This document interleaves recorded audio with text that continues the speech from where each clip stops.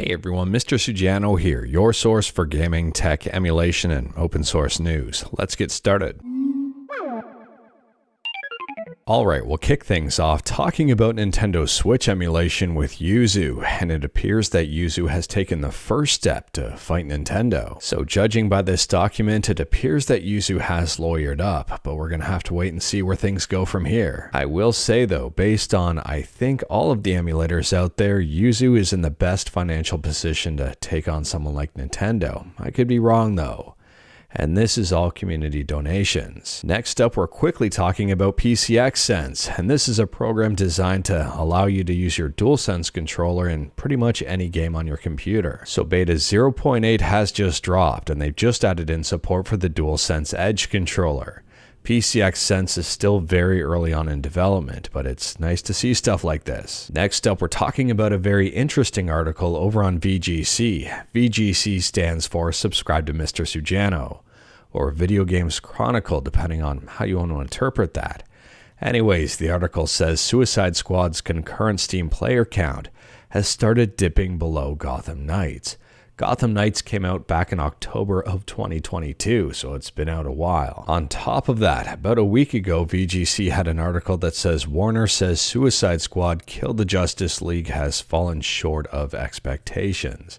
I'll drop both articles in the description below and feel free to check them out. So if we head on over to SteamDB and check out these numbers ourselves, we can see that Gotham Knights at the time of filming currently has 432 people playing.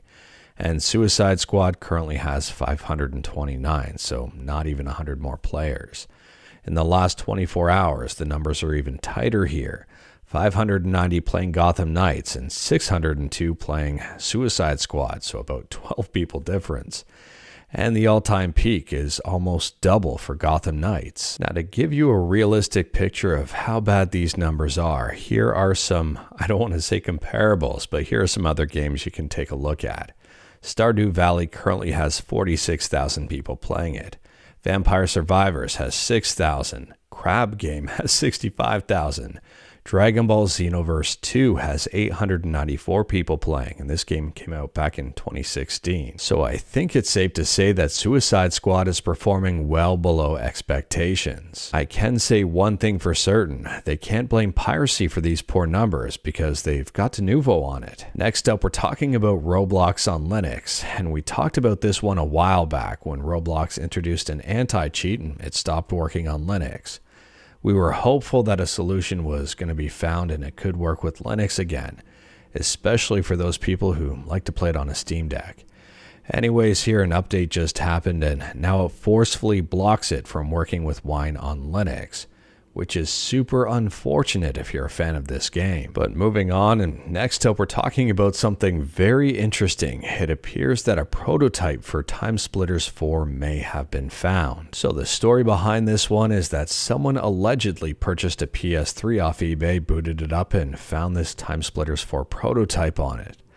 And someone says, dude, buy it and dump the game. And the poster says, from what he said, it was just one level with music and guns spawned in. Now at this point in time, we've only got 3 images to try to prove its existence, and apparently a video will be coming in the near future, and I can't wait to see it. To be honest with you, I'm hoping that this Timesplitters 4 prototype turns out to be real, and that it gets backed up and preserved.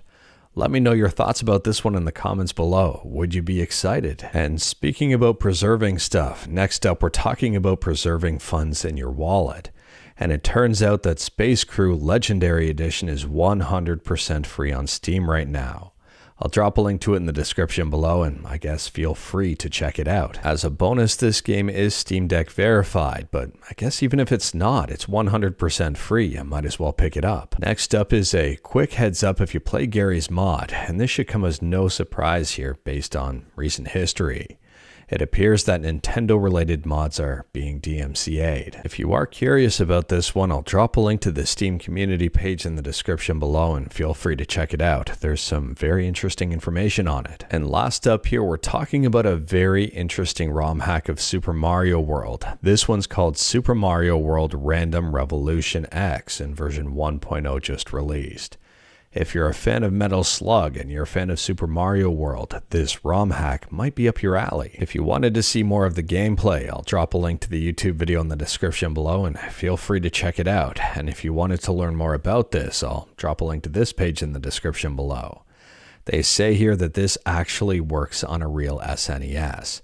And they also say if you play it on Mezen, the hack may require the emulator to restart more than once. But anyways, that is all I've got for you in this one. Straight to the point, all stuff and one fluff. We talked about a bunch today. Let me know your thoughts about absolutely any of it in the comments below. If you liked this video, leave a like. If you didn't like this video, leave a like. Hit that subscribe button, check out my other videos. Don't tempt fate, save your state.